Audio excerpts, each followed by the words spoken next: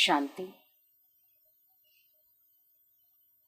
18/4/2026 காலை முரளி.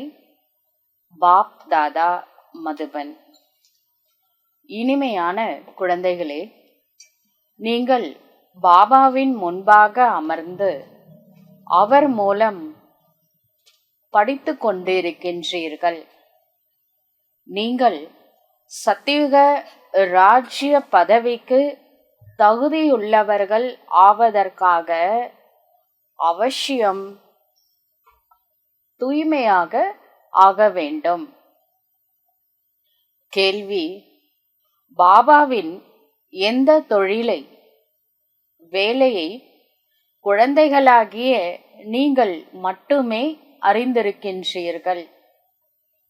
பதில்: நம்முடைய தந்தை தந்தையாகவும் உள்ளார், ஆசிரியராகவும் சத்குருவாகவும் உள்ளார் என்பதை நீங்கள் அறிவீர்கள். தந்தை கல்பத்தின் சங்கம யுகத்தில் வருகின்றார். பழைய உலகத்தை புதியதாக ஆக்குவதற்காக ஓர் ஆதி சனாதன தர்மத்தை ஸ்தாபனை செய்வதற்காக தந்தை இப்பொழுது குழந்தைகளாகிய நமக்கு மனிதரிலிருந்து தேவதை ஆவதற்கான படிப்பை சொல்லி தந்து கொண்டிருக்கின்றார். அவருடைய இந்த தொழிலை குழந்தைகளாகிய நம்மை தவிர வேறு யாரும் அறிந்து கொள்ளவில்லை. பாடல்: கள்ளம் கபடமற்ற இறைவன் அனைத்து மனிதர்களிலிருந்தும் தனிப்பட்டவராக விளங்குகின்றார். போலாநாத் நிராலாக. இறைவன் கள்ளம் கபடமற்றவர், எல்லாத்திலிருந்து டிஃப்ரெண்டானவர், தனிப்பட்டவர். ஓம் சாந்தி. ஓம் சாந்தி என்பதன் அர்த்தமோ குழந்தைகளுக்கு அடிக்கடி புரிய வைக்கப்பட்டுள்ளது.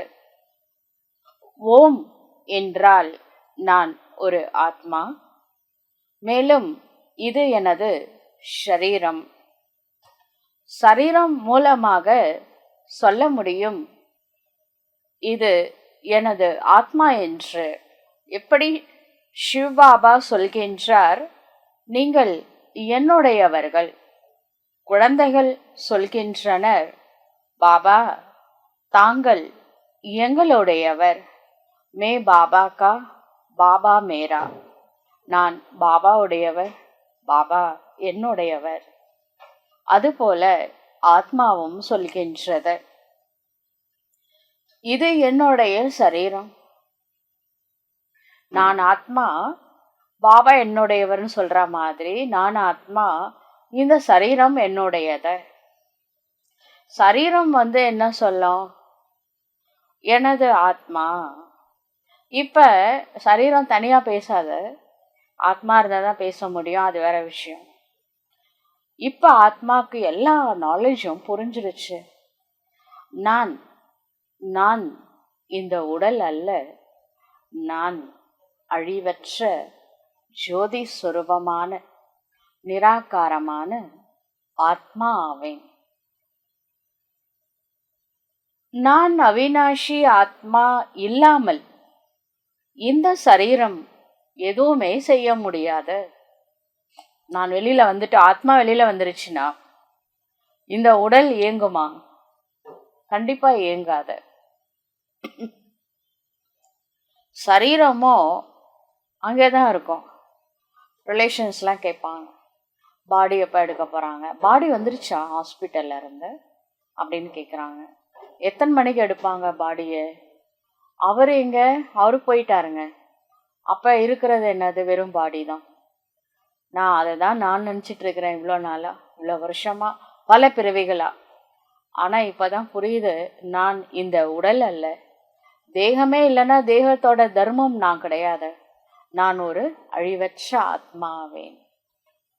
எனது ஆத்மாவிற்கு கஷ்டம் தரக்கூடாது என்று பாவாத்மாவோ அல்லது அப்படின்னு ஆத்மா சொல்லுது. ஆத்மா பாவாத்மா ஆகும், புண்ணிய ஆத்மா ஆகும். இதெல்லாம் உங்களுக்கு புரியுது. அதாவது நம்ம நற்செயல் செஞ்சோம்னா, இது உடல் அப்படின்றது இன்ஸ்ட்ருமெண்ட். இந்த இன்ஸ்ட்ருமெண்ட் மூலமா நல்லது செஞ்சோம்னா புண்ணிய ஆத்மா, தப்பு செஞ்சா பாவாத்மா. 4 பேருக்கு நல்லது செய்கிறோம், 4 பேருக்கு குஷி கொடுக்குறோம், அவங்களோட வாழ்க்கையில ஒரு நன்மை செய்கிறோம் அப்படின்னு வச்சுக்கோங்களேன், அதில் புண்ணிய கணக்கில் போயிடும். 4 பேருக்கு துக்கம் கொடுக்குறோம், அவங்களுக்கு கஷ்டம் கொடுக்குறோம் அப்படின்னா அது பாவ கணக்கில் போகும். நான் எது கொடுக்குறேனோ அது ரிட்டர்ன் நான் அனுபவம் செஞ்சே தீர வேண்டும். இது கர்மத்தின் ஆழமான ரகசியம். இதை புரிஞ்சுக்கிட்டா யாருமே நம்ம யாருக்கும் துக்கம் கொடுக்க மாட்டோம். எனது ஆத்மா, அதாவது நானே ஆத்மா, சத்தியுகத்தில் எப்படி இருந்தேன்? புண்ணிய ஆத்மாவா இருந்தேன். எண்ணங்கள்ல கூட நான் யாருக்கும் துக்கம் கொடுக்கவே இல்லை. அப்படிதான் 2 யுகமா இருந்தேன். அதுக்கப்புறம் நம்மளுக்கு தெரியாம ஆத்மான்றத மறந்ததுனால துக்கம் கொடுக்க ஆரம்பிச்சோம். அதனால இன்னைக்கு பாவ ஆத்மாவா நிக்கிறோம். இப்ப கடவுள் நம்மளை மாத்துறாரு. ஆத்மா ஸ்வயம் சொல்கின்றது, நான் சத்தியுகத்துல சத்தோ பிரதானமாக, அதாவது உண்மையான தங்கமா இருந்தேன். இது ஒரு உதாரணமா தங்கம்னு சொல்லப்படுது. உடனே தங்கம், அந்த கோல்டு இருக்கு இல்லையா, அந்த மெட்டீரியல்ல ஆத்மா ஆக்கப்பட்டதான சில பேருக்கு டவுட்டு. சில புத்திசாலிகளாம் இருக்காங்க பிகேஸ்ல, இப்படிலாம் யோசிக்கிறாங்க. ஆத்மாவை எந்த மெட்டீரியலும் ஆக்க முடியாது, 5 தத்துவங்களுக்கு அப்பாற்பட்டது. அதனால 5 தத்துவங்களால் ஆக்கப்பட்ட உடலை அழிக்கிற மாதிரி ஆத்மாவை அழிக்க முடியாது. அது ஒரு எக்ஸாம்பிள். இவங்க தங்க மனசு உள்ளவங்கன்னா அப்படியே மனசு தங்கமாவா இருக்கும், அதெல்லாம் புரிஞ்சிக்க வேண்டிய விஷயங்க. நம்முடைய ஆத்மா தூய்மையா இருந்ததுன்னு அர்த்தம். சத்தியுகத்துல அப்படிதான் இருந்துச்சு. நான் இப்ப எப்படி இருக்கேன்? தங்கமா இருந்த ஆத்மா கல்லா ஆயிடுச்சு. அந்த கல்லுக்கு என்ன காரணம்?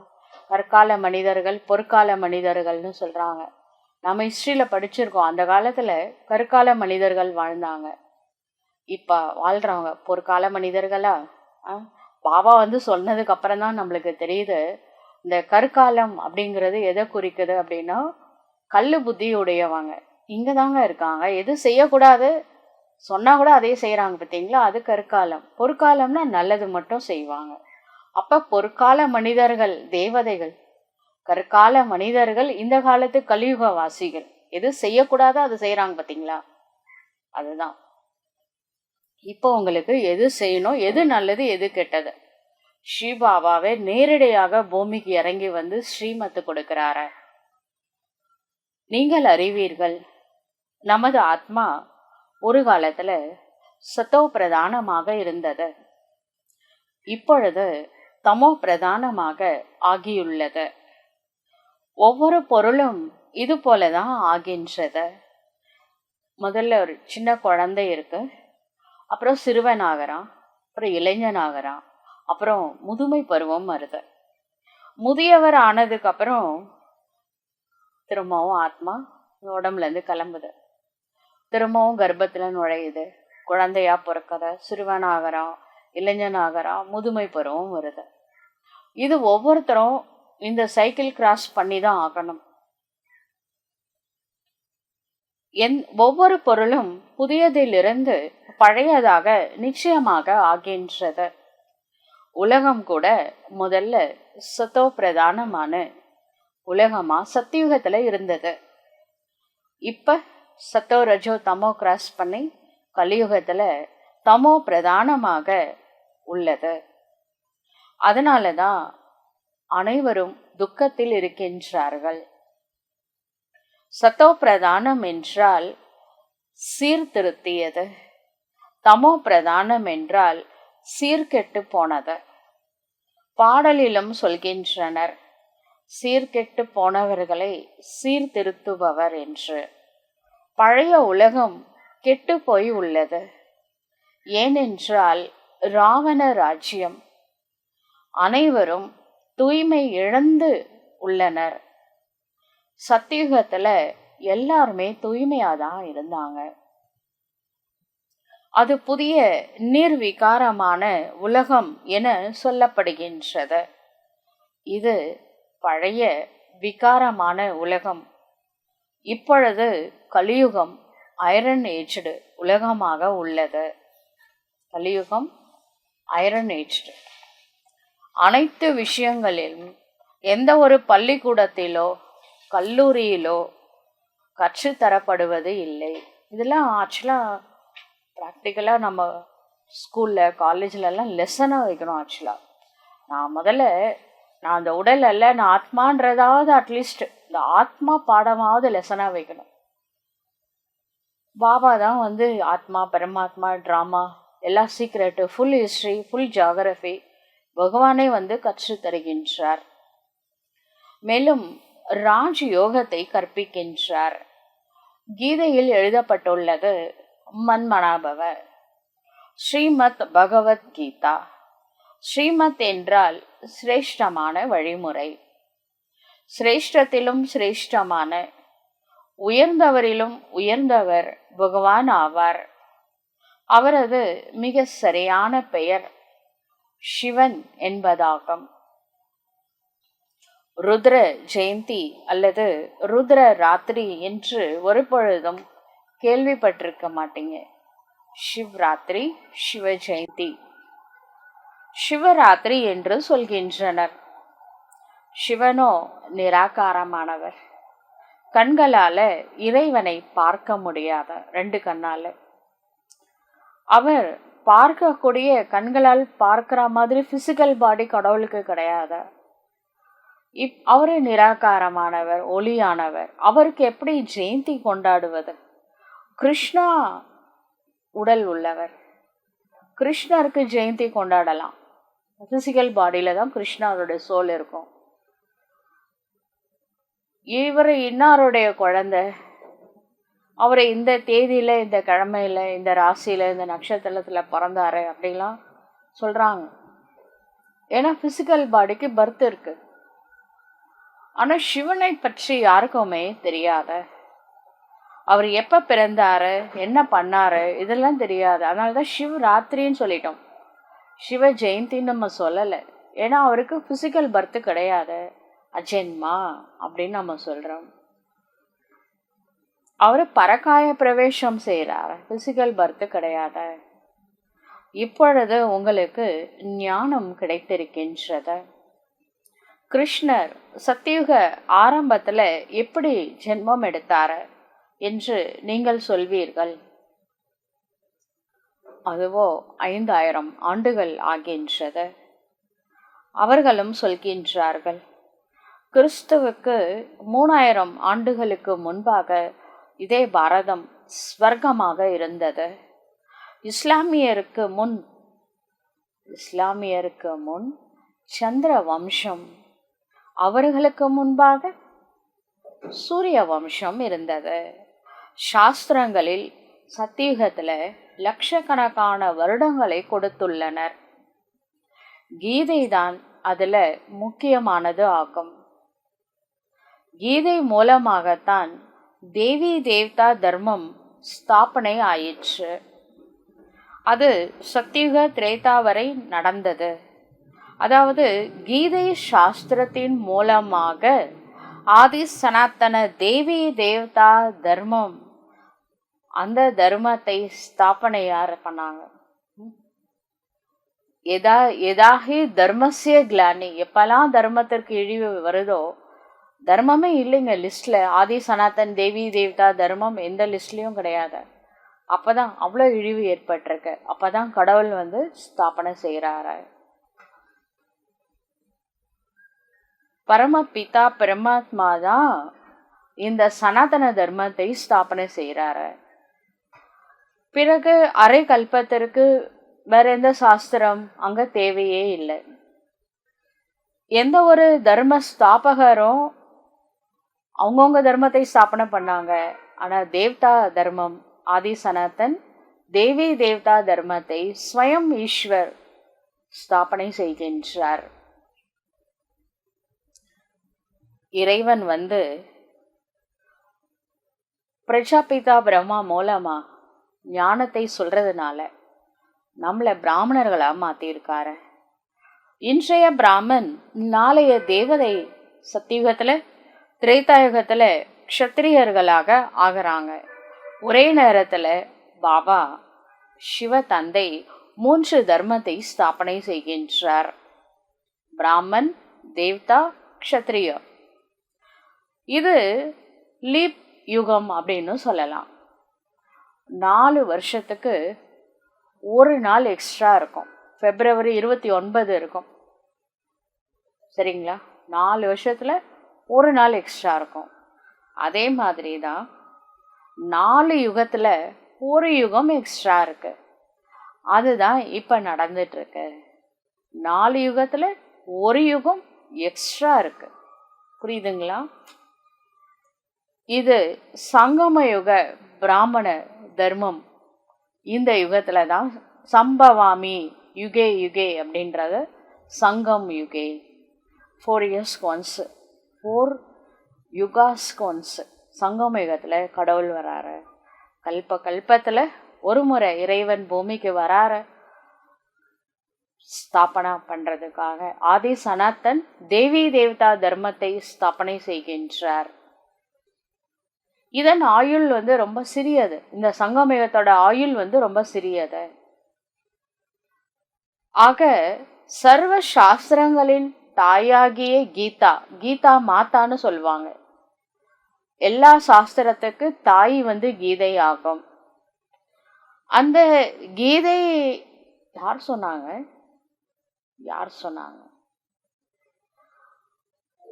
அந்த கீதையில சொல்லப்பட்டிருக்கு, நான் புனர்ஜென்மத்துல வருவதில்லை, நான் நிராகாரி அப்படின்னு சொல்லப்பட்டிருக்கு.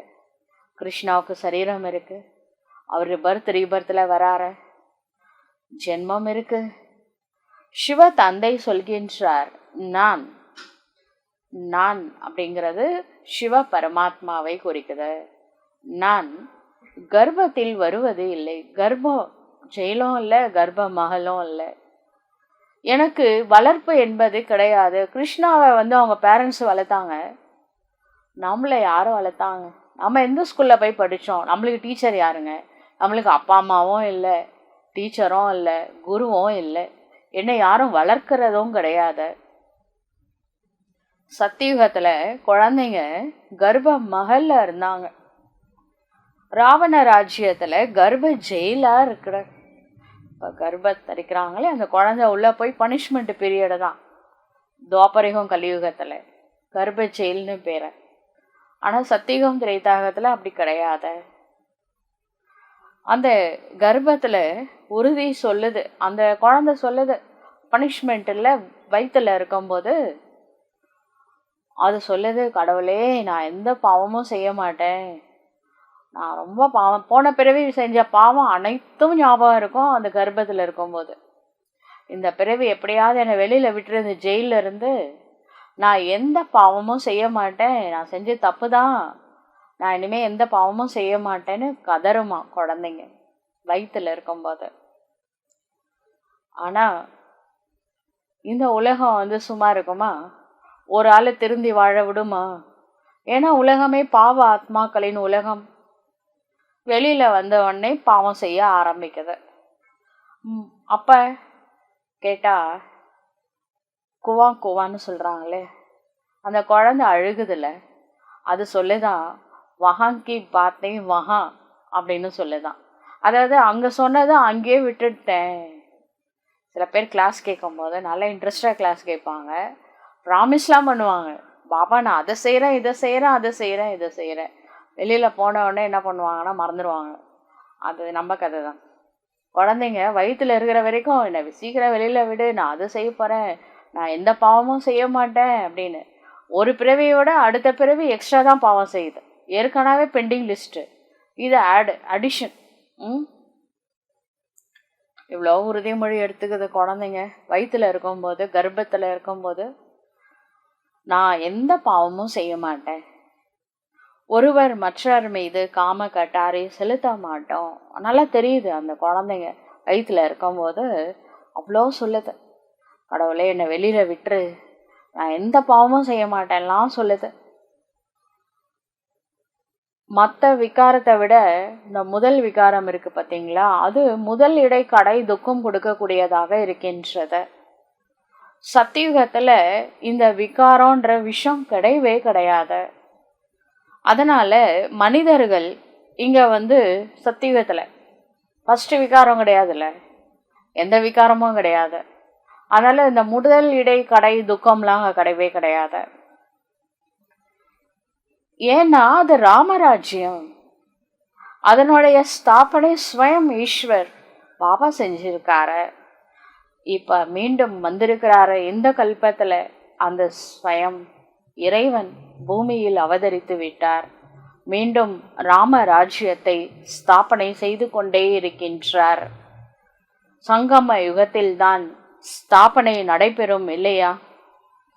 தர்ம ஸ்தாபனை செய்வதற்காக வருகின்றவர்கள் யாருமே பாவம் செய்ய மாட்டாங்க.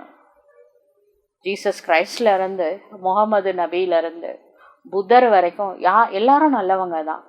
யாருமே எந்த பாவமும் செய்யல. அந்த தர்ம ஸ்தாபகர்கள் பாவம் செய்ய மாட்டாங்க. செஞ்சா தர்மத்தை ஸ்தாபனை செய்ய முடியாது. அவங்க அதுக்காக வரல. அவங்க அவதரிச்ச ஆத்மான்னு அவங்களுக்கு நல்லாவே தெரியும். பாதி சமயம் புண்ணிய ஆத்மா, பிறகு பாதி சமயம் பிறகு பாவ ஆத்மா ஆயிடுறாங்க. நீங்க சத்தியுகத்துல திரேதா யுகத்துல எப்படி தர்மா இருந்தீங்க? தேவதை போல. தேவதை போல இல்ல, தேவதை தான். நீங்க தேவதையாகவே சாட்சாத் தேவதையா வாழ்ந்தீங்க 2 யுகம். அப்புறம் என்னாச்சு? கதை சொல்றாரு.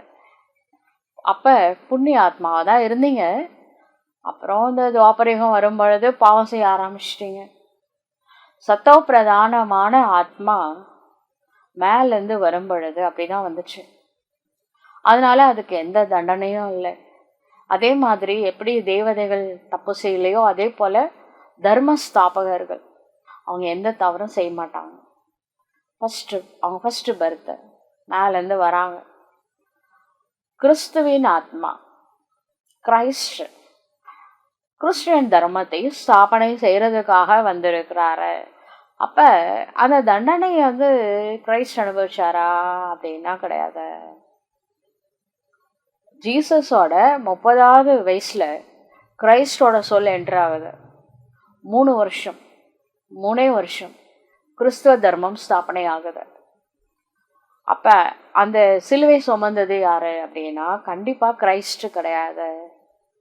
ஏன்னா அவர் ஃப்ரெஷ் சோல், மேலேருந்து அவதரிச்ச ஆத்மா. அப்ப அந்த துக்கம் வலி யார் அனுபவிச்சாங்க? ஜீசஸோட சோல் அனுபவிச்சது. சீக்ரெட்டு. இந்த சீக்ரெட்டு கிறிஸ்டியன்ஸ்க்கே தெரியாது. சிவபாபா சொல்றாரு.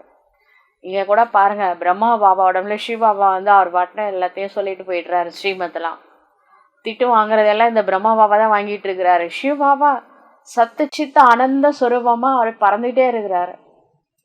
எல்லாத்தையும் வாங்கி கட்டினதெல்லாம் பிரம்மா பாபா தான். அப்புறம் அதுக்கு ரிட்டர்னா என்ன பண்றாரு? சிவனை விட விஷ்ணு உயர்ந்தவர் அப்படின்னு உலகமே சொல்ல வச்சுட்டாரு. தான் குழந்தை மேல அவ்வளோ பாசம் பாபாவுக்கு.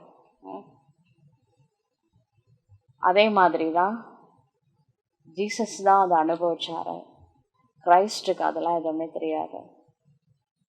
அவர் கிளம்பிட்டாரு தர்மத்தை மீண்டும் அதை டெவலப் பண்றதுக்காக. கிறிஸ்துவை சிலுவையில் ஏற்றினர். ஆனால் அவருடைய ஆத்மா எந்த ஒரு விக்ரமமும் செய்யவில்லை. அவர் யாரோடைய சரீரத்துல பிரவேசமானார்? கிரைஸ்ட் ஜீசஸோட சரீரத்துல பிரவேசமானார். அவர் தாங்க சகிச்சுக்கிட்டாரு. ஜீசஸோட சோல் தான் சகிச்சுக்கிட்டது. புரியுதுங்களா? எப்படி இந்த பிரம்மா பாபா உடம்புல சிவபாபா வந்திருக்கிறாரோ, அவர் வரும்போது சத்தவ பிரதானமா வந்த சோல் இல்லையா, அதனால அவங்களுக்கு எந்த கஷ்டமும் கிடையாது. சித்தார்த்தனோட உடம்புல புத்தரோட சோல் வந்தாங்க. அவரோட உடம்புல முகமது நபியோட சோல் வந்தாங்க. அப்ரஹாம் உடம்புல இப்ராஹிம் வந்தாரு. புரியுதுங்களா? அவங்களாம் அந்த இப்ராஹிம் அப்படின்னு சொல்லக்கூடியவர் கிரைஸ்ட், முகமது நபி, புத்தரை இந்த சோல்ஸ் வந்து தர்மத்தை ஸ்தாபனை பண்றதுக்காகவே பரந்தாமத்துலேருந்து பூலோகத்துக்கு வந்த ஆத்மாக்கள். அவங்க எந்த பாவமும் செய்ய மாட்டாங்க. இதெல்லாம் புரிஞ்சுக்கணும். எந்த ஒரு துக்கமோ கஷ்டமோ அவங்களுக்கு கிடையாது. அதே மாதிரி தான் இந்த சிவபாபா வந்திருக்காரு. அவர் என்ன பாவம் செய்வாரு? துக்கமோ கஷ்டமோ யார் அனுபவிச்சாங்க? பிரம்மா பாபா தான். எல்லாட்டையும் திட்டு வாங்கி கட்டினது யாரு? பிரம்மா பாபா தான். சகிக்க வேண்டியதா ஆயிடுச்சு. இப்போ சிவபாபா வந்திருக்கிறாருன்னு பிரம்மா பாபாவுக்கு தெரியும்ல, அதே மாதிரி ஜீசஸோட சோலுக்கு தெரியும் கிரைஸ்டோட சோல் வந்திருக்கு அப்படின்ட்டு. சகிச்சுக்கிட்டாரு. புரியுதுங்களா? பிரம்மா ஆத்மாவுக்கு தான் இந்த கஷ்டம் நஷ்டம்லாம். சிவபாபாவுக்கு இதெல்லாம் ஒன்றும் கிடையாது. அவர் சத்திச்சித் ஆனந்த சுரூபமா இருப்பார். அவர் வந்து சதா சுகம் மற்றும் சாந்தியில் இருக்கின்றார். சதா சத்தோ பிரதானமாக இருக்கின்றார். ஆனால் வருவதோ பழைய சரீரத்துல இல்லையா? அது போலதான் கிறிஸ்துவின் ஆத்மா எந்த சரீரத்தில் பிரவேசம் ஆகின்றதோ அதுதான் துக்கத்தை அனுபவம் செய்யும். கிறிஸ்துவின் ஆத்மா துக்கத்தை அனுபவம் செய்ய முடியாத. அதுல லாஸ்ட்ல ஒரு ஒரு வார்த்தை சொல்வாரு ஜீசஸ் கிரைஸ்ட். சிலுவையில் அறையிறாங்கள, கடைசியா அவர் பேசின வார்த்தை என்னன்னா, எலி எலி லாபா சமக்தானி அப்படின்னா, கடவுளே என்னை கைவிட்டுட்டீங்களேன்னு அர்த்தம். அப்ப அந்த கடவுளே கைவிட்டுட்டீங்களே அப்படின்னு அவர் சொல்றாருன்னா, அவர் எப்படி கடவுளா இருக்க முடியும்? அவர் நம்பினாரு. நம்மளை எப்படி லாஸ்ட்ல நிறைய மிராக்கிள்ஸ் பண்ணியிருக்காரு கிரைஸ்ட். அதனால இப்பயும் ஏதாவது பண்ணுவாருன்னு நினைச்சாரு. ஆனா எதுவும் நடக்கல. ஆனா அப்படி பண்ணதுதான் பெரிய மிராக்கிள் இல்லைங்களா? இன்னைக்கு உலகமே கடவுளா நினைச்சு வணங்குறாங்கல்ல, அன்னைக்கு அவர் தாங்கிக்கிட்டதுனால. ஆனா அந்த வார்த்தையை வந்து பாலி லாங்குவேஜ், பாரத நாட்டில் வாழ்ந்த புத்தரோட மதர் டங், அந்த வார்த்தை தான் ஜீசஸ் யூஸ் பண்ணார். நடுவில் வந்து கொஞ்சம் வருஷம் அவரை இருக்க மாட்டார். 16 வயசுல இருந்து 30 வயசு வரைக்கும் பாரத நாட்டில் இருந்தார். 30 வருஷத்துல அவர் ரிட்டர்ன் போகிறார். அப்புறமா தான் வந்து கிரைஸ்ட் என்ட்ரு ஆகிறாரு. அப்புறம் 3 வருஷம். இதெல்லாம் நிறைய சீக்ரெட்ஸ் இருக்குது. பாபா கொஞ்சமாக சொல்லியிருக்காரு. நிறைய வேணும்னா கடைசியில் சொல்லுவார். எல்லாமே அவருக்கு தெரியும். உலகத்தோட சீக்ரெட்ஸ் கடவுள்கிட்ட தான் இருக்கு. சத்தோ ரஜோ தமோல எல்லா ஆத்மாக்களும் வராங்க. புது புது ஆத்மாக்கள் இப்போ கூட புதுசாக வராங்க, புதுசாக வராங்க. வரும்போது சத்தோ பிரதானமாக இருக்காங்க. அப்புறம் சத்தோ ரஜோ தமோல வராங்க. அப்போ ஃபஸ்ட்டு பர்த் எடுக்கும் பொழுது அவங்க ரொம்ப சந்தோஷமாக இருப்பாங்க. யாராக இருந்தாலும் சரி, முதல் பர்த், இப்போ கலியுகத்தில் வந்த ஆத்மாக்கள் கூட ஃபஸ்ட்டு பர்த் நல்லா இருப்பாங்க. அவங்க துக்கம் அனுபவிக்க மாட்டாங்க. லா அப்படிதான் சொல்லுது, கர்ம பிலாசபி. இவருக்குள், அதாவது பிரம்மா பாபாவிற்குள் சிவ தந்தை அமர்ந்துள்ளார். எந்த ஒரு கஷ்டமோ இந்த சிவபாபாவுக்கு ஒன்றும் கிடையாதுங்க. அவருக்குன்னா உடம்பா இருக்கு, உன் உடம்புன்னு சொல்லிட்டு எஸ்கேப் ஆயிடுவாங்க. அந்த உடல் சிவபாபாவுடையது கிடையாது, பிரம்மா பாபாவுடையது. ஆனால் இந்த பிரம்மா பாபா என்ன நம்ம சொல்லுவாரு, இது சிவபாபாவுக்கு நான் கொடுத்துட்டேன், இது எந்த கிடையாது. நான் சிவபாபாவுடைய ரதத்துக்கு அவர் சொல்லுவாராம், குளிக்கிறார் இல்லையா, அப்போ வந்து சிவபாபாவுடைய ரதத்துக்கு நான் தண்ணி ஊற்றுறேன், லோட்டி சடாத்தாகும் அப்படின்னு சொல்லுவாராம். இந்த அபிஷேகம்லாம் பண்ணுவாங்களே, அபிஷேக பிரியர்னு பேர் இந்த சிவனுக்கு. அபிஷேகம் பண்ணுவான், அது மாதிரி நான் அபிஷேகம் பண்ணிக்கிறேன். அப்படியே அவர் ஒரு சொமானில் இருக்கிறாரு பிரம்மா பாபா. இது சிவபாபாவுடைய உடல், நான் வந்து என்னோட உடலை அவருக்கு ரதமாக கொடுத்துட்டேன்.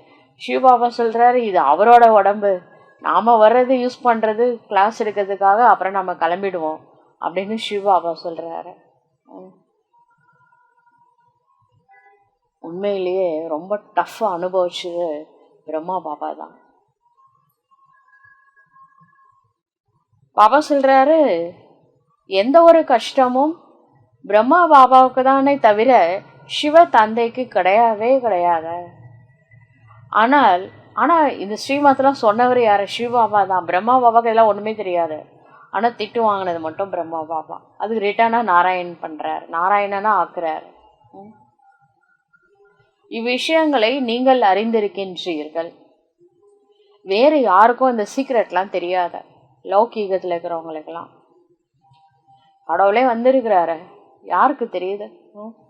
இந்த அனைத்து ரகசியங்களையும் இப்பொழுது சிவ தந்தை நேரடியாக வந்து புரிய வைக்கின்றார். இந்த சகஜ ராஜயோகத்தினால்தான் ஸ்தாபனை நடைபெறுகின்றது. பிறகு பக்தி மார்க்கத்துல இதே விஷயங்கள் பாடப்படுகின்றன. இந்த சங்கம யுகத்துல என்னென்ன நடைபெறுகின்றதோ அது பிறகு பாடப்படுகின்றது. பிறகு பக்தி மார்க்கம் ஆரம்பமாகிவிட்டால் முதல்ல சிவபாபாவுக்கு தான் பூஜை நடைபெறுகின்றது. முதலில் பக்தி யார் செய்யறாங்க?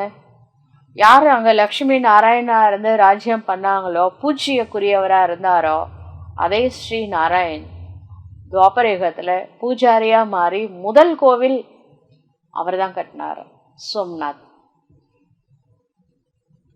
பிறகு வாம மார்க்கத்துல வந்துட்டாங்கல்ல பூஜ்யக்குரியவர்கள்லாம். அப்புறம் பூஜ்யக்குரிய நிலையிலிருந்து பூஜாரி ஆகிவிட்டார்கள். பாபா இது எல்லாத்தையும் புரிய வைக்கிறார. குழந்தைகளாகிய உங்களுக்கு முதலில் புத்தியில வர வேண்டும். நிராகாரமான பரமபிதா சிவ பரமாத்மா இவர் மூலமாக நமக்கு படிப்பை சொல்லி தருகின்றார். இதுபோல முழு உலகத்திலும் வேறு எந்த இடத்திலும் இப்படி புரிய வைப்பது நடைபெற முடியாது. சிவ தந்தை தான் வந்து பாரதத்திற்கு மீண்டும் சொர்க்கத்தின் ஆஸ்தியை தருகின்றார். திருமூர்த்திக்கு கீழே எழுதப்பட்டுள்ளது, தெய்வீக உலக சாம்ராஜ்யம் உங்களுக்கு இறை தந்தையினால் கிடைக்கும். பிறப்புரிமை ஆகும். சிவபாபா வந்து குழந்தைகளாகிய உங்களுக்கு ஸ்வர்க்கத்தின் ராஜ்ய பதவியின் ஆஸ்தியை தந்து கொண்டே இருக்கின்றார். அதற்கு தகுதி உடையவர்களாக ஆக்கிக் கொண்டே இருக்கின்றார். நீங்கள் அறிவீர்கள், பாபா நம்மை தகுதி உடையவர்களாக ஆக்கிக் கொண்டே இருக்கின்றார். நாம தூய்மையா இருந்த நாம தான் தற்சமயத்தில் தூய்மையை இழந்து விட்டோம். பாவனமாகி விடுவோம், பிறகு இந்த சரீரம் இருக்காது. தூய்மை ஆயிட்டோம்னா சரீரம் இருக்காது. ராவணனால நாம தூய்மையற்றவர்களாக ஆகியிருக்கின்றோம். பிறகு பரமபிதா சிவ பரமாத்மா நம்மை தூய்மையாக ஆக்கி தூய்மையான உலகத்தின் எஜமானராக ஆக்குகின்றார். அவர்தான் ஞானக்கடல் மற்றும் பதித பாவனர், தூய்மையற்றவர்களை தூய்மையாக்கக்கூடியவர். காட் சிவா நிராகாரமானவர், உடல் அற்றவர், ஒளியானவர். அவர்தான் நம்மளுக்கு பாடத்தை படிப்பித்து கொண்டிருக்கின்றார். அனைவருமோ ஒன்றாக சேர்ந்து படிக்க முடியாத. பாபாவிற்கு முன்பாக நீங்கள் கொஞ்சம் பேர் அமர்ந்திருக்கின்றீர்கள். அந்த காலத்துல கிளாஸ் எடுக்கும்போது ஒரு 5 பேர் 10 பேர் தான் இருப்பாங்க. ஆனா 1,00,000 பேருக்கு கிளாஸ் எடுக்கிற மாதிரி எடுப்பாராம் பாபா. மற்ற குழந்தைகள் அனைவரும் அறிவார்கள், இப்பொழுது சிவபாபா பிரம்மாவின் உடலில் அமர்ந்து சிருஷ்டியின் முதலிடை கடை ரகசியங்களை புரிய வைத்துக் கொண்டிருக்கின்றார் என்று. அந்த முரளி எழுதப்பட்டுள்ளது நம்மளுக்கு வருங்க. அந்த காலத்துல எல்லாம் உடனே பிரிண்ட் ஆகி வராது, போஸ்ட் பண்ணாலும் 10 நாள் ஆகும் வந்து சேர்றதுக்கு. இருந்தாலும் இன்னைக்கு காலையில பாபா முரளி சொல்வார். 10 நாள் கழிச்சு அந்த முரளியை படிப்பாங்க, தாரணை பண்ணுவாங்க. சரிங்களா? ஆனா இப்பெல்லாம் எல்லாம் அப் டு டேட் தான், ஆன்லைன்லேயே கிடைச்சிடுது. கரம் கரம் அல்வான்னு சொல்வார். சுட சுட அல்வா கிடைக்குது பார்த்தீங்களா? நம்மளுக்கு உடனடியாக முரளி கிடைக்குது. சயின்ஸ்ல கூட நம்மளுக்கு நன்மை இருக்கு, அட்வான்ஸ் டெக்னாலஜி. நமக்கு வரும் மற்ற சத்சங்கங்களில் இது போல புரிய வைக்க மாட்டார்கள். தற்பொழுது டேப் பிளேயர்லாம் அப்போ அந்த காலத்தில் இருந்திருக்கு போல். அதில் வந்து நீங்கள் கிளாஸ் எடுக்கும்போது டேப்பில் ரெக்கார்ட் பண்ணி எங்களுக்கு அனுப்புங்க, ஆடியோ இருந்தால் கூட போதும் அப்படின்லாம் கேட்டிருக்காங்க. இன்ன பெயருள்ள குரு பேசுகின்றார் என்று லௌகியத்தில் சொல்லுவாங்க. நம்ம புத்தி, அவங்க புத்தியில் அந்த மனித குரு தான் ஞாபகத்தில் இருப்பாங்க. இங்கே அந்த விஷயம் கிடையாது. இங்கே யார் முரளி எடுக்கிறாங்க? சிவ பாபா எடுக்கிறாரு. இந்த முரளி யாருடையது? சிவ தந்தையுடையது. அவரோ நிராகாரமானவர், ஒளியானவர். அவர் அனைத்து ஆத்மாக்களின் தந்தையானவர், ஞானம் நிறைந்தவர். மனிதர்கள் ஞானம் நிறைந்தவர்கள் என்று சொல்ல முடியாத பாடுகின்றனர். இறைவனாகிய தந்தை ஞானம் நிறைந்தவர், அமைதி நிறைந்தவர், ஆனந்தம் நிறைந்தவர் எனும் பொழுது அவருடைய ஆஸ்தியும் கூட வேண்டும் தானே? அவருடைய சொத்து நம்மளுக்கு வேணுமா வேணாமா? எல்லாம் நரைச்சி வச்சுட்டு அவரை வச்சு என்ன பண்ண போறாரு? அவரிடம் என்ன குணங்கள் இருக்கின்றனவோ அவை குழந்தைகளுக்கும் கிடைக்க வேண்டும். இப்பொழுது கிடைத்து கொண்டே இருக்கின்றன. குணங்களை தாரணை செய்து நாம் இது போன்று லக்ஷ்மி நாராயணனாக ஆகிக் கொண்டே இருக்கின்றோம். அனைவருமோ ராஜா ராணி ஆக மாட்டார்கள். ராஜா ராணி மந்திரி என பாடப்படுகின்றது. அங்கே மந்திரியும் கூட இருப்பது இல்லை. மகாராஜா மகாராணியிடம் சக்தி உள்ளது. எப்பொழுது சத்தியத்தில் மந்திரிகளாம் கிடையாது, ராஜகுரு கிடையாது. ஆன்மீகத்தையும் அரசியலையும் லக்ஷ்மி நாராயணே பார்த்துக்கிட்டாங்க. திரேதாயுகத்துலேயும் சரி. மந்திரி எப்போ ஆரம்பித்தாங்க? துவாபரயுகத்தில் தான். அவங்களுக்கெல்லாம் அட்வைஸே தேவையில்லை. அட்வைசர் தான் மந்திரி. அவர் துவாபரயுகத்தில் தேவைப்பட்டார். அப்போ சத்தியுகத்தில் மந்திரி முதலானவர்கள் அப்போ இல்லை, பின்னாடி வராங்க. அங்கே வந்து ஒரு ராஜா ராணியின் ராஜ்யம் நடந்தது சத்தியுகத்தில். அவங்களுக்கு மந்திரியின் அவசியம் என்ன இருக்கின்றது? அவர்களோ எஜமானராக இருக்கும் பொழுது அறிவுரை பெறுவதற்கு அவசியம் இல்லை. இப்போ லக்ஷ்மி நாராயணுக்கு அட்வைஸ் பண்ணக்கூடியவர் யார்? அவருக்கு யாரால் பண்ண முடியும்? அவங்களே பெரிய ஆளு தான். இந்த சங்கமயத்தில் பிரம்மா பாபா மம்மாலாம் எப்படிப்பட்டவங்க?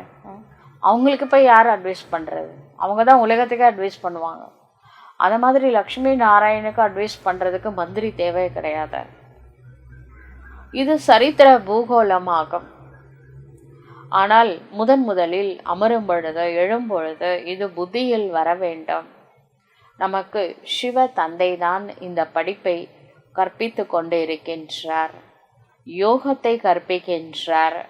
நினைவு யாத்திரையில் இருக்க வேண்டும். இப்பொழுது நாடகம் முடிவடைகின்றது. நாம் முற்றிலுமாக தூய்மையை இழந்துவிட்டோம். ஏனென்றால் விகாரத்தில் போயிட்டோம் இல்லையா? அதனால பாவாத்மாவாக ஆகிவிட்டோம்.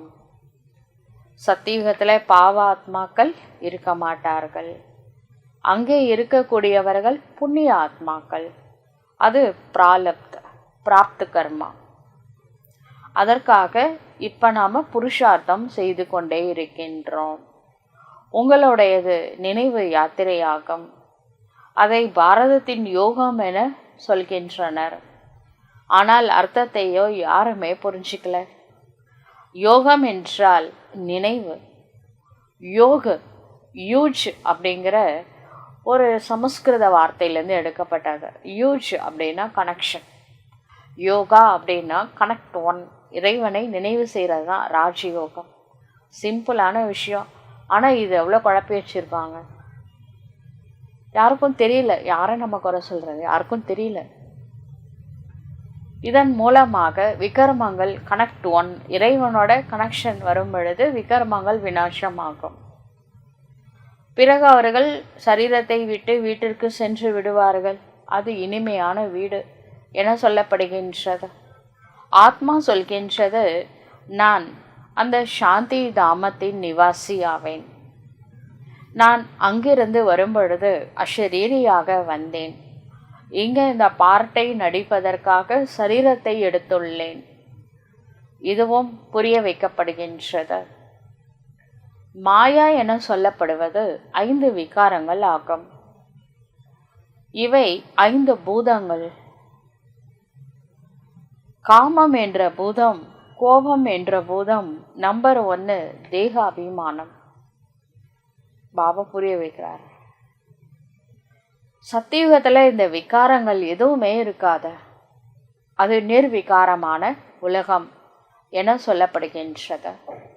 விகாரி உலகத்தை நிர்விகாரியாக ஆக்குவது இது தந்தையின் காரியமாகும். அவர்தான்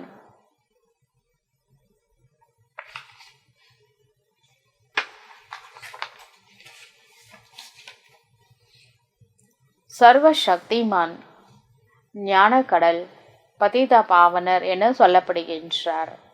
இந்த சமயத்துல அனைவருமே பிரஷ்டாச்சாரம், அதாவது விகாரத்தினால தான் பிறவி எடுக்கின்றனர். இந்த உலகமே அப்படிதானே, விகாரத்தினால தான் பர்த் எடுக்கிறாங்க. சத்தியுகத்துல விகாரமற்ற உலகமாகும். பாபா சொல்கின்றார், இப்பொழுது நீங்கள் விகாரியிலிருந்து நிர்விகாரியாக ஆக வேண்டும். இந்த விகாரம் இல்லாமல் குழந்தைகள் எப்படி பிறக்கும் என சிலர் கேள்விகளாம் கேட்குறாங்க. பாபா புரிய வைக்கின்றார், இப்பொழுது இது உங்களுக்கு இறுதி பிறவி, மரண உலகம் இதோட அழிய போகுது. இதன் பிறகு விகாரி மனிதர்கள் இருக்கவே மாட்டாங்க. அதனால பாபாட்ட தூய்மை ஆவதற்கான உறுதிமொழி எடுத்துக்கொள்ள வேண்டும். தூய்மையோட சம்ஸ்காரம் இருந்தாதான் சத்தியுகத்துக்கு அனுப்பி வைப்பார். பி ஹோலி, பி யோகி. எப்பவுமே தூய்மையா இருங்க, யோகியா இருங்க, கண்டிப்பா சூரிய வம்சத்துல வந்துருவீங்க. பாபா சொல்கின்றார், நாங்கள் உங்களிடமிருந்து ஆஸ்தியை அவசியம் பெற்றுக்கொள்வோம் அப்படின்னு குழந்தைங்க சொல்றாங்க. அந்த மனிதர்கள் பொய்யான உறுதிமொழி சொல்றாங்க லௌகீகத்துல. ஆனா நாம் அப்படி இல்லைல்ல, நம்ம உண்மையா தானே சொல்றோம். யாருடைய பெயரில் உறுதி எடுத்துக்கொள்கின்றீர்களோ அந்த கடவுளை பற்றி அவங்க தெரியாமலே உறுதிமொழி கொடுக்குறாங்க. பார்த்தீங்களா, கடவுளே நீ அதை செய்ய போற, இதை செய்ய போற. அவர் வரமாட்டார்னு ஒரு நம்பிக்கையில் ஒரு வேளை சொல்லிட்டாங்களோ, அவர் என்னம்மா என்னாச்சின்னு கேட்டாங்க, அப்படியே அமைதியாக இருக்காங்க. சிவார்ப்பணம், என்ன உடல் மனம் பொருள் ஈஸ்வர அர்ப்பணம் பண்ணுவேன், நீ வந்தானா அப்படின்லாம் சொன்னீங்க. நான் வந்துட்டேன், என்ன பண்ணுறீங்க? உடல் மனம் பொருள் நீங்களே வச்சுக்கோங்க. இந்த 5 விகாரங்களை மட்டும், காம குரோத லோபம் மோக அகங்கார், இந்த விஷம், ஆலகால விஷம், அதை மட்டும் நம்மளுக்கு கொடுத்துருங்கன்னு கேட்குறாரு. விஷத்தை கூட கொடுக்கறதுக்கு மனசு வரல. ஆனால் நாம் சொல்கிறோம், நீ எல்லாத்தையும் கொடுத்துருவேன் அப்படின்னு. எல்லாம் நீங்களே வச்சுக்கோங்க. இந்த விஷம் இருக்கு இல்லையா, 5 விகாரங்கள், அதை மட்டும் எனக்கு தானமாக கொடுங்க அப்படின்னு கடவுள் கேட்குறாரு. கடவுளை பற்றி அறிஞ்சிக்காமலே நம்ம நிறைய பேசியிருக்கோம் கடவுள்கிட்ட.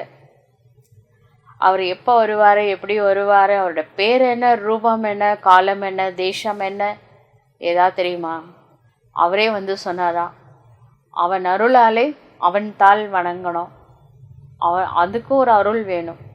எல்லாரும் பிக ஆக முடியாது. எல்லாருக்கும் சிவனோட ஒரிஜினல் அறிமுகம் கிடைக்காது. அதுக்கு நம்ம பல பிறவிகளோட புண்ணிய கணக்கு இருக்கணும். புரியுதுங்களா? இதெல்லாம் யாருக்கும் எதுவுமே தெரியாது. சிவபாபா தான் முதல்ல நம்மளுடைய அறிமுகத்தை கொடுக்குறாரு. ஏன்னா நம்ம சுய நினைவு மறந்துட்டோம். அப்புறமா அவரோட அறிமுகத்தை கொடுக்குறாரு. இப்போ அவங்களுக்கு அறிமுகம் கிடைத்திருக்கின்றது. உலகம் முழுவதிலும் யாருமே இறைவனாகிய என்னை, தந்தையை பற்றி அறிந்திருக்கவில்லை.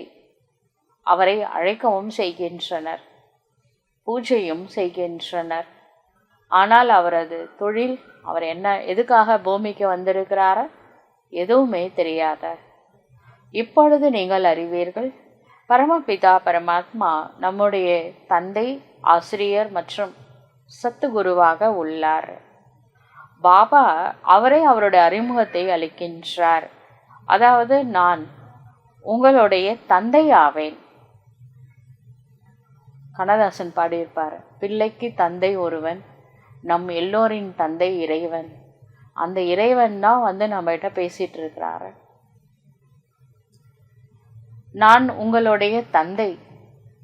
நான் இந்த சரீரத்தில் பிரவேசம், பிரம்மா பாபாவுடைய சரீரத்தில் பிரவேசமாகி இருக்கின்றேன். பிரஜாபிதா பிரம்மா மூலம் ஸ்தாபனா நடைபெற்று கொண்டே இருக்கின்றது. யாருடைய ஸ்தாபனை? பிராமணர்களின் ஸ்தாபனை. பிறகு பிராமணர்களாகிய நீங்கள் படித்து தேவதையாக ஆகின்றீர்கள். நான் உங்களை சூத்திரனிலிருந்து பிராமணனாக கன்வெர்ட் பண்றேன். நான் வருவதே கல்பத்தின் சங்கம யுகத்துல தான். கல்பம் என்பது 5000 ஆண்டுகளை கொண்டது. பிரம்மாவுக்கு ஒரு நாளா ஒரு கல்பம் அப்படிங்கிறது அப்படிதான் சாஸ்திரத்துல இருக்கு. அப்ப பிரம்மாவுடைய பகல் அப்படிங்கிறது சத்தியுகம் திரேதாயுகம், பிரம்மாவுடைய இரவு துவாபரயுகம் கலியுகம், பிரம்மாவுடைய காரிருள் கலியுகம் எண்டு. அப்பதான் சிவன் வரார். அதனாலதான் சிவராத்திரி அப்படின்னு நம்ம சொல்றோம். இந்த சிருஷ்டி சக்கரமோ சுற்றி கொண்டே உள்ளது. நான் பழைய உலகத்தை புதியதாக ஆக்குவதற்காக வருகின்றேன். பழைய தர்மங்களை விநாசம் செய்வதற்காக வருகின்றேன். மீண்டும் ஆதி சனாத்தன் தேவி தேவதா தர்மத்தை ஸ்தாபனை செய்கின்றேன். குழந்தைகளுக்கு பாடத்தை சொல்லிக் கொடுக்கின்றேன். பிறகு நீங்கள் படித்து 21 பிறவிகளுக்கு மனிதர் நிலையிலிருந்து தேவதையாக ஆகிவிடுகின்றீர்கள். அப்படிதான் கீதையில இருக்கு. பரித்ராணாய சாதுனா விநாசாய ச துஷ்கிருதாம் தர்ம சந்த் ஸ்தாபனார்த்தாய சம்பவாமி யுகே யுகே. சத்தியமான தர்மத்தை ஸ்தாபனை பண்றதுக்காக வந்திருக்கார். அதர்மத்தை அழிச்சு சத்து தர்மத்தை ஸ்தாபனை பண்றதுக்காக சம்பவாமி சங்கம் யுகே இப்ப வந்திருக்காரு. தேவதைகளோ சூரிய வம்சி, சந்திர வம்சி மற்றும் பிரஜைகள் அனைவருமே மற்றபடி புருஷார்த்தத்தின் அனுசாரம்தான் உயர்ந்து நல்ல முயற்சி பண்ணுங்க, நல்ல பதவி கொடுப்பேன், பண்றது உங்க கையில இருக்கு அப்படின்னு கடவுள் சொல்றாரு. இப்பொழுது யார் எவ்வளவு புருஷார்த்தம் செய்கின்றார்களோ அதுதான் கல்ப கல்பமாக நடைபெறும். கல்ப கல்பமாக இது போல புருஷார்த்தம் செய்கின்றோம். அதற்கேற்ப சத்தியுகத்துல பதவியை பெற்றுக்கொள்வோம். இது குழந்தைகளாகிய உங்களுடைய புத்தியில் இருக்கின்றது. அதாவது நமக்கு நிராகாரமான பகவான் பாடம் கற்பிக்கின்றார். அவரை நினைவு செய்வதன் மூலமாக விகர்மங்கள் விநாசமாகும். நினைவு செய்யாமல் விகர்மங்களை விநாசம் ஆக்க முடியாத மனிதர்களுக்கு இதுவும் கூட தெரியாது நாம் எத்தனை ஜென்மங்கள் எடுத்திருக்கின்றோம். சாஸ்திரங்களில் சிலர் பொய்யை எழுதி வைத்து விட்டார்கள். 84 லட்சம் பிறவி அப்படின்னு எழுதிட்டாங்க. அது உண்மை கிடையாது. ஆக்சுவலா அரிது அரிது மானிடராய் பிறத்தல் அரிதுன்னு எழுதிட்டாங்க சாஸ்திரத்துல. பாபா சொல்றாரு மொத்தமே 84, இதுதான் லோயஸ்ட் பர்த், இது ஹையஸ்ட் பர்த் கிடையாது, அது ஃபர்ஸ்ட் பர்த் அப்படின்னு பாபா தான் புரிய வைக்கிறாரு. இது கடைசி பிறவிங்க, பிறகு நாம சொர்க்கத்துக்கு போக போறோம். அது ஃபர்ஸ்ட் பர்த் தான் ஹையஸ்ட் பர்த். முதல்ல மூலவதனத்துக்கு போயிட்டு அதுக்கப்புறம் சொர்க்கத்துக்கு வரலாம். நல்லது. இனிமேலும் இனிமையான காணாமல் போய் வெகு காலம் கழித்து கண்டு எடுக்கப்பட்ட செல்லமான குழந்தைகளுக்கு தாயும் தந்தையும் ஆகிய பாப் தாதாவின் அன்பு நினைவுகள் மற்றும் காலை வணக்கம். ஆன்மீக குழந்தைகளுக்கு ஆன்மீக தந்தையின் நமஸ்காரம். ஆன்மீக தந்தைக்கு ஆன்மீக குழந்தைகளின் நமஸ்காரம். தாரணைக்கான முக்கிய சாரம். முதல் பாயிண்ட், சிவ தந்தையிடம் செய்து கொண்டுள்ள நான் தூய்மையா இருப்போம் அப்படின்னு ப்ராமிஸ் பண்ணோம்ல பக்தியில. இப்போ பாபா சொல்றாரு, பாபாவிடம் செய்து கொண்டுள்ள பவித்திரமாவதற்கான வாக்குறுதியில் உறுதியாக இருக்க வேண்டும். காமம், கோபம் முதலிய பூதங்கள் மீது அவசியம் வெற்றி பெற வேண்டும். 2வது பாயிண்ட், நடமாடும் பொழுதும் சுற்றி வரும் பொழுதும் ஒவ்வொரு காரியம் செய்யும் பொழுதும் பாடம் கற்பிக்கும் பாபாவை நினைவில் வைக்க வேண்டும். இப்பொழுது நாடகம் முடிவடைந்து கொண்டே இருக்கின்றது. அதனால இந்த கடைசி பிறவியில அவசியம் பவித்திரமாக வேண்டும். வரதானம். அனைத்து பொக்கிஷங்களினால் நிரம்பியவராகி தனது முகத்தின் மூலம் சேவை செய்யக்கூடிய உண்மையான சேவாதாரி ஆகுக. எந்த குழந்தைகள் அனைத்து பொக்கிஷங்களினால் சதா முழுமையானவர்களாகவும் நிரம்பியவர்களாகவும் இருக்கின்றார்களோ அவர்களது கண்கள் மற்றும் நெற்றியின் மூலம் ஈஸ்வரிய நஷா தென்பட வேண்டும். அவர்களுடைய முகமே சேவை செய்கின்றது. யாரிடம் அதிகமாக மற்றும் குறைவாக சேமிப்பு ஆகின்றதோ அதுவும் கூட அவர்களின் முகத்தின் மூலம் தென்படும். எப்படி யாராவது உயர்ந்த குலத்தை சார்ந்தவர்களாக இருக்கின்றார்களோ அவர்களது முகத்துல ஒரு ஜொலிப்பு தெரியும். இது போல உங்களுடைய முகம், இந்த உலகத்திலே மிக உயர்ந்த குலம் எது? பிராமண குலம். தேவதைகளோட உயர்ந்ததுன்னு சொல்றாரு. அப்ப அந்த நாராயணோட ஃபேஸ்ல ஒரு ஜொலிப்பு இருக்குல்ல, அதை விட அதிகமா உங்களுக்கு இருக்கணும். உண்மையே சொல்ல போனா இந்த சரஸ்வதி இருக்காங்கல்ல, நம்ம போட்டோல சரஸ்வதி பார்த்துருக்கோம். ஆனா அதை விட மம்மாவுடைய முகத்துல ஒரு ஆன்மீக பொலிவு தெரியும். அந்த சரஸ்வதியை விட இந்த சரஸ்வதிகிட்ட ஆன்மீக பொலிவு அதிகமா இருக்கும். அந்த மாதிரி பாபா சொல்றாரு, உங்க முகம் அப்படியே பாபா தெரியணும். முகத்துல அந்த ஆன்மீக பொலிவு இருக்கணும், பிரகாசம் தெரியணும் அப்படின்னு சொல்றாரு. அது எப்ப தெரியும்? அதாவது அகத்தின் அழகு முகத்தில் தென்படும் அப்படின்னு சொல்லுவாங்க. நம்மளுடைய எண்ணங்கள் சரியானால் கண்டிப்பா முகத்துல பாசிட்டிவ் தாட்ஸுமா எப்பவுமே தன்னை பற்றியும் மற்றவர்களை பற்றியும் நேர்மறையான எண்ணங்களை எப்பவுமே நினைச்சிட்டு இருந்தோம்னா அப்ப கண்டிப்பா முகத்துல ஒரு தெளிவு வரும், ஒரு பொலிவு வரும். உங்களுடைய முகம் ஒவ்வொரு எண்ணம் செயல் தெளிவுபடுத்தும் பொழுதுதான் முகத்தினால எண்ணங்கள் சரியா இருக்கணும். எண்ணம் சொல் செயல் எல்லாமே கரெக்டா இருந்ததுன்னா உங்க முகத்தின் மூலமா பாபா தெரிவார.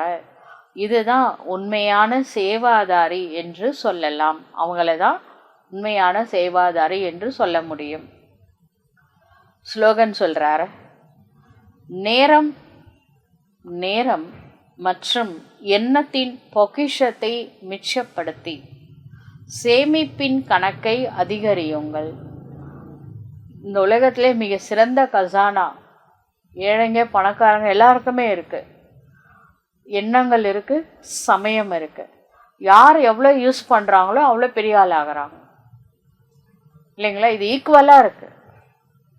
அதனால பாபா சொல்றாரு, எண்ணங்கள் மற்றும் நேரம் மற்றும் எண்ணத்தின் பொக்கிஷத்தை மிச்சப்படுத்தி சேமிப்பு கணக்கை அதிகரியுங்கள். நல்லது. ஓம் சாந்தி.